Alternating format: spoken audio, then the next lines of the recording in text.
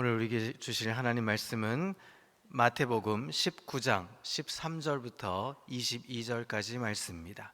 신약성경 마태복음 19장 13절부터 22절까지의 말씀, 13절부터 21절 제가 읽고 마지막 22절은 합독하겠습니다. 그때 사람들이 예수께서 안수하고 기도해 주심을 바라고 어린 아이들을 데리고 오매 제자들이 꾸짖거늘 예수께서 이르시되 어린아이들을 용납하고 내게 오는 것을 금하지 말라. 천국이 이런 사람의 것이니라 하시고 그들에게 안수하시고 거기를 떠나시니라. 어떤 사람이 주께 와서 이르되 선생님이여 내가 무슨 선한 일을 하여야 영생을 얻으리이까? 예수께서 이르시되 어찌하여 선한 일을 내게 묻느냐? 선한 이는 오직 한 분이시니라. 내가 생명에 들어가려면 계명들을 지키라. 이르되 어느 계명이 오니까? 예수께서 이르시되 살인하지 말라, 간음하지 말라, 도둑질하지 말라, 거짓 증언하지 말라, 내 부모를 공경하라, 내 이웃을 내 자신과 같이 사랑하라 하신 것이니라. 그 청년이 이르되 이 모든 것을 내가 지켰사온데 아직도 무엇이 부족하니이까? 예수께서 이르시되 내가 온전하고자 할진대 가서 내 소유를 팔아 가난한 자들에게 주라. 그리하면 하늘에서 보화가 내게 있으리라. 그리고 와서 나를 따르라 하시니. 함께 읽습니다. 그 청년이 재물이 많음으로 이 말씀을 듣고 근심하며 가니라. 아멘. 할렐루야. 오늘도 하나님의 은혜와 평강이 삶에 넘치시기를 그리스도의 이름으로 소망합니다. 오늘 본문의 이야기는 예수님께서 어린아이와 부자 청년을 대하는 두 가지 태도를 통해서 하나님 나라에 합당한 제자의 모습이 어떠한지를 보여줍니다. 제자들은 예수님의 사역에 아무 도움이 되지 못하는 어린아이들보다 많은 도움을 줄 수 있는 부자가 오는 것을 더 반가웠을 겁니다. 그러나 그들의 생각은 예수님의 가르침과는 정반대의 생각이었던 것입니다. 먼저 우리 13절부터 15절의 이야기는 어린아이 같은 자들의 천국의 모습을 보여주고 있습니다. 천국은 권력이나 물질에 대한 욕망으로 가득한 자들의 것이 아니라는 사실입니다. 순전하게 하나님만 의지하고 자신을 맡기는 자들의 것이라는 말씀입니다. 세상은 어린아이들을 하나님 나라에 합당한 자로 여기지 않지만 예수님께서는 그들을 축복하시며 천국의 문을 활짝 열어주십니다. 아무도 존경하지 않고 사랑받을 만한 조건을 아무것도 갖춘 것이 없지만 주님은 두 팔 벌려서 그들을 반겨 안으십니다. 예수님께서 결혼 혹은 이혼, 독신에 대해 가르치실 때 사람들은 어린아이에게 안수하여 축복을 빌어주시기를 바라면서 부모들이 아이들을 데리고 나옵니다. 그러나 제자들의 반응은 전혀 달랐습니다. 제자들은 오히려 그들을 꾸짖었습니다. 여러분, 제자들이 어린아이를 꾸짖었던 이유가 무엇이었겠습니까? 제자들은 예수님의 사역이 어린아이들로 인해서 방해받지 않기를 바랬습니다. 또한 제자들은 당시에 사회에서 가장 낮은 지위에 있는 어린아이들에게까지 예수님께서 관심을 두기 어렵다고 생각하고 판단했습니다. 하지만 예수님께서는 아이들이 오는 것을 막지 못하게 하셨습니다.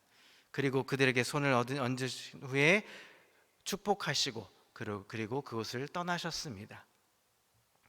이 13절부터 15절의 이 결혼에 대해 관한 예수님의 교훈과 직접 연결된 것으로 다음과 같은 교훈을 전하고 있습니다. 가정의 중요한 구성원인 어린아이들을 실제로 예수님께서 하신 것처럼 환영하며 축복해야 한다는 사실입니다. 과거에 비하면 우리 사회는 어린아이들에게 많은 관심을 기울여 주고 있습니다.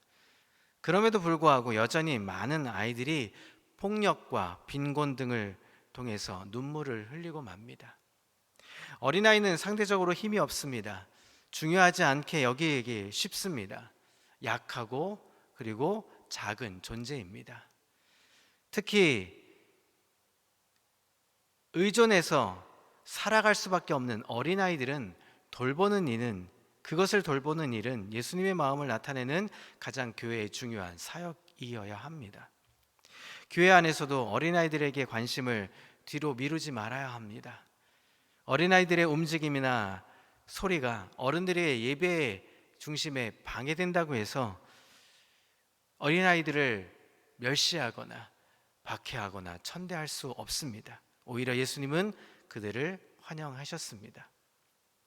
어른들의 규격화된 선입견이 아니라 예수님의 눈으로 어린아이들을 실제로 환영하고 안수하고 하는 이 모습이 오늘 우리의 교회의 모습이어야 하는 것입니다.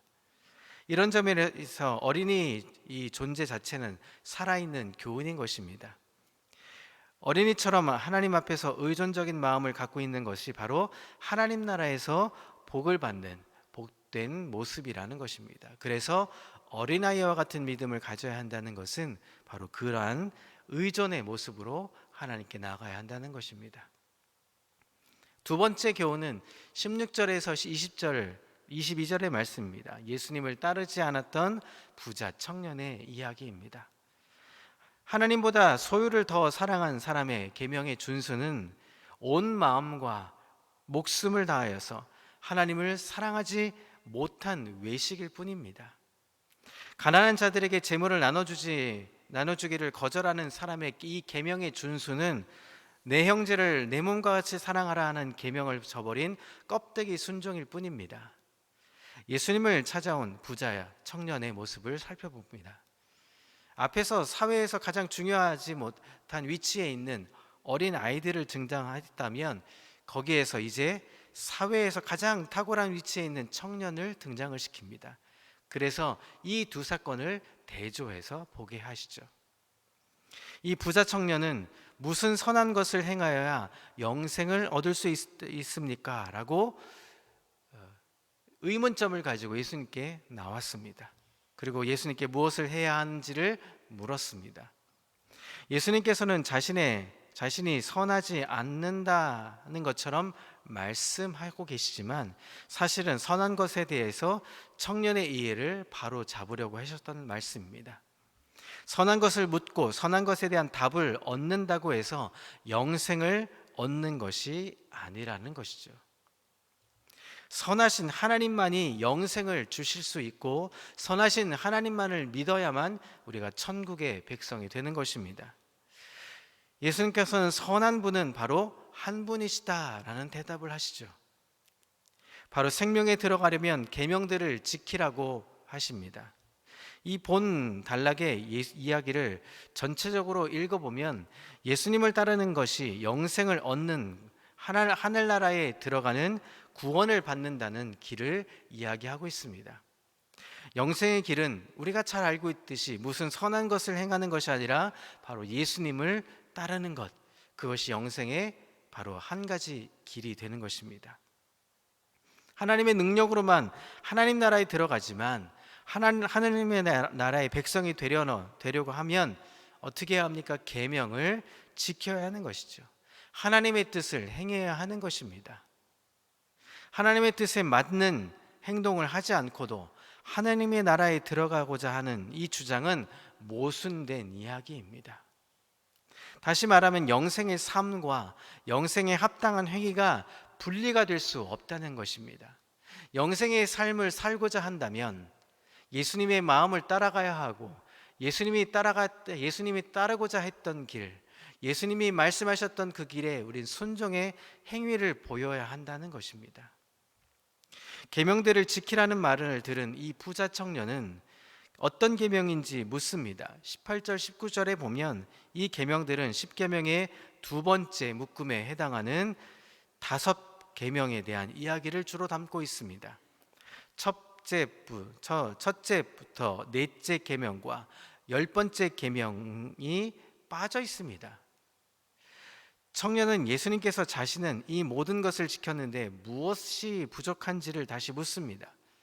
본인은 다 지켰다고 말합니다. 이것도 하고 저것도 하고 20계명에 있는 율법들을 다 지켰습니다. 그런데 왜 또 물으십니까? 무엇이 빠졌습니까를 이야기합니다. 예수님은 의도적으로 가난한 자들을 위해서 재물을 처분할 것을 명령하십니다. 하나님의 나라는 모든 것을 다 팔아서 사야 할 만큼 가치가 있는 것이지만 청년은 가진 이 부의 가치를 더 중요시 여겼기 때문에 예수님을 따르기보다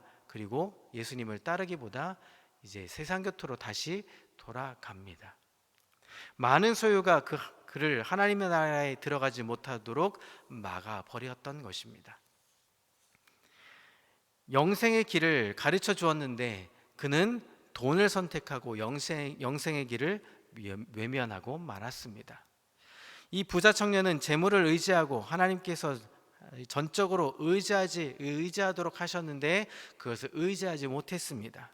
다른 신을 두지 말라고 하는 이 십계명의 첫 계명조차도 사실상 어긴 것입니다. 이 청년은 다 지켰다고 말했지만 첫 번째 계명부터 지키지 못했던 것입니다. 이처럼 부를 추구하는 사람은 부를 다스리는 주인이 아니라 종으로 바로 전락했던 것입니다. 예수님은 6장 24절에 하나님과 돈을 동시에 섬길 수 없다라고 가르치시면서 돈이라는 이 우상을 숭배하지 말고 예수님을 예배하도록 하셨습니다. 21절에 예수님은 재물과 하나님이 아니라 재물과 자신을 대조시킨 것입니다. 청년이 영생을 얻지 못한 것은 신적 존재인 예수님을 따르지 않았기 때문입니다. 예수님의 길을 따르는 제자에게는 하나님의 주신 이 미래의 유업이 기다리고 있습니다. 30배, 60배, 이 100배를 받는다는 이 표현은 제자가 버린 것과 비교할 수 없을 만큼의 복을 받게 될 것을 강조하는 바로 용어입니다. 이런 보상은 제자들이 하늘에서 얻는 것인 동시에 역사의 끝, 바로 새하늘과 새 땅에서 의인의 상속받게 될 것을 이야기하는 것입니다. 특히 예수님은 영생을 언급하심으로써 제자들을 땅에서 가장 낮은 가난하는 자로 보여지지만 결국 부자가 얻지 못한 영생을 확실히 받게 될 것을 확언하고 계신 것입니다. 예수님께서 미래에 대한 이 보상을 약속하신 것은 우선 현재의 모습을 다른 각도에서 볼 수 있도록 돕습니다. 베드로의 질문처럼 사람들은 이 번영, 그것이 복이라고 여기고 그것을 방정식처럼 익숙하게 이해하게합니다. 내가 잘 사는 것이 복된 것이다 라고 하는 것이죠. 내가 번영의 길을 가는 것이 바로 복된 길이라는 것을 바로 동시에 그렇게 인식합니다. 하나님이 자녀에게 복을 주시는 것은 지극히 당연하고 자녀는 그것을 믿기에 다른 대상이 아니라 하나님 아버지께 청원해야 하는 것입니다. 그럼에도 이 번영, 이 축복은 하나님 복이라는 사실이 아니라 바로 어떤 것을 이야기합니까? 세상의 복을, 세상의 돈과 세상의 명예와 세상의 권력을 자랑하는 것이 바로 번영했다라고 축복받는 것이라고 얘기합니다. 그러나 성경은 어떻게 말합니까? 이 축복은 하나님이 주신 복, 하나님을 믿는 복, 하나님께서 은혜 주시는 그 복을 이야기하고 있다는 것입니다. 예수님의 이름을 위해 모든 것을 버린 사람들은 스스로 불쌍하게 여겼을 겁니다. 미래에 완성될 하나님의 나라의 관점에서 이들의 현재의 어려움은 불행이 아닙니다. 하나님께서 멀어진 증거도 아닙니다. 도리어 예수님은 정반대의 말씀을 오늘 비춰주고 있는 것입니다. 따라서 예수님을 따르려면 꼴찌가 됐다고 생각하는 사람들은 좌절하거나 회의적으로 느낄 필요가 전혀 없습니다. 새로운 세상에서 하나님께서 반드시 수고에 대한 보상을 주실 것이기 때문입니다. 종말의 역전이 있을 것이기 때문입니다. 여러분, 주일에 봉사하는 이유가 무엇입니까? 일주일 내내 월요일부터 시작되는 삶의 힘든 여정들이 토요일까지 계속 이어졌다가 조금 쉴만해서 교회 나와서 예배 드리고 가면 좋겠는데 아침부터 저녁까지 봉사와 헌신을 해야 합니다. 저녁이 되면 피곤에 지쳐 또 잠이 들죠. 그리고 또 수레바퀴처럼 월요일부터 또 삶은 이어져 갑니다. 그래서 많은 크리스천들은 쉬고자 합니다. 주일이 되면 예배드리고 쉬었으면 좋겠습니다.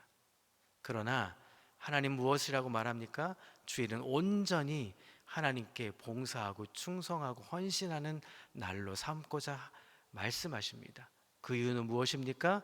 바로 구원받은 백성이 해야 될 본분을 하라고 하시는 것입니다. 일주일 동안 우리가 우리의 삶을 위해서 열심히 다름질했다면 하나님께 나아가서 예배드리는 것, 하나님께 나와서 헌신하고 봉사하는 이 삶이 비록 육신은 고될 수 있지만 영혼은 영생의 길로 계속 나아가고 있다는 것을 확증으로 보여주고 있는 사실입니다. 여러분, 필사를 하는 이유가 무엇입니까? 어제부터 필사를 하고 계시죠? 아직 늦지 않습니다. 하셔야 합니다. 하시는 이유가 무엇입니까? 바로 이 영생의 길이 하나님께 복받는 길이고, 이 복받는 길은 우리가 하나님 말씀은 한자 한자 썰어내 갔을 때에 그 말씀이 나에게 이 몸으로 체득되고, 그 몸으로 체득되는 것이 삶으로 증거되어지기 때문에 우리가 필사를 하는 것입니다. 그러기에 이 필사의 기쁨을 날마다 우리가 느껴야 하는 것이죠. 사랑하는 성도 여러분, 천국의 소망은 이 땅이 아닙니다. 천국의 소망은 하늘에 있습니다. 하늘의 상급을 쌓는 일들을 우리가 많이 하면 할수록 하나님의 축복은 더해지는 것입니다. 오늘 우리의 삶은 어떻게 살아가야 합니까? 우리가 이 땅의 어린아이 모습처럼 하나님께 전적으로 의지하며 사는 삶, 그리고 세상에서 살면서도 세상의 것이 아니라 하나님의 것이 우선되어지고, 하나님의 것이 기쁨으로 여겨지고, 하나님의 것인 줄 알고 합당한 삶을 위해 내 모든 것은 포기하고 하나님께 나아갈 수 있는 삶, 내 주관적인 내 생각과 판단이 아니라 하나님께 맡기고 사는 삶, 그 삶이 될 때 하나님은 천국의 기쁨을 우리 속에서 누리게 하실 것입니다. 그 마음으로 오늘도 어린아이처럼 순전하게, 그리고 천국을 바라보며 사는 하나님의 사람, 우리 평강교회 모든 성도들 다 되시기를 그리스도 이름으로 소망합니다. 기도하겠습니다. 하나님 아버지, 오늘 어린아이 모습처럼 때로는 우리 여러 가지 삶에서 우리의 생각을 버리고 하나님께 나아가는 삶으로 우리에게 말씀하신 이 말씀처럼 하나님 순전하고 순종하며 하나님 의지하며 사는 삶, 그것이 복된 길이고, 그것이 축복받는 길이고, 그것이 하나님 나라의 하나님 소망을 갖는 하나님의 백성이 된다는 것을 잊지 않고 사는 삶, 그래서 천국의 소망을 간절히 바라고 사는 삶 되게 주님 인도해 주옵소서. 기쁨으로 나아가는 삶, 감사의 삶, 오늘도 비록 고단하고 힘든 여정일지라 할지라도 하나님께서 주신 그 기쁨과 은혜를 놓치지 않고 붙들며 사는 삶, 하나님의 마음에 맞는 사람 되게 하여 주옵소서. 감사 영광 올려드리며 예수 그리스도 이름으로 기도합니다. 아멘.